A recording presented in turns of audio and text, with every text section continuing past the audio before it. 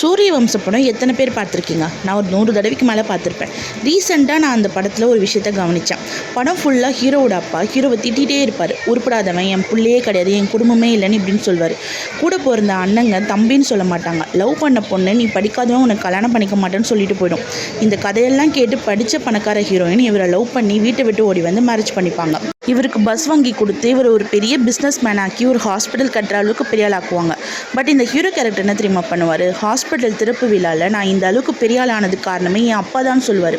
என் அப்பா என்னை கண்டித்ததுனால தான் நான் இந்த அளவுக்கு பெரிய ஆள் ஆயிருக்கேன்னு சொல்லுவார்.